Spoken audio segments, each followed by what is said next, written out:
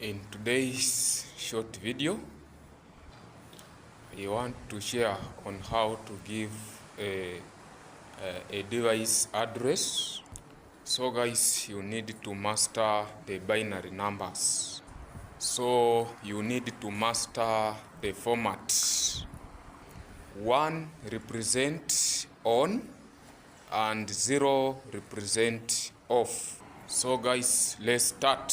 Binary number 1 is equal to 1, 2 is equal to 2, 3 changes, 3 is equal to 4, and 4 is equal to 8, and go on. So guys, when you combine these positions, you get the address of the device. Thank you guys for watching this short video. If you liked it, please hit that subscription button.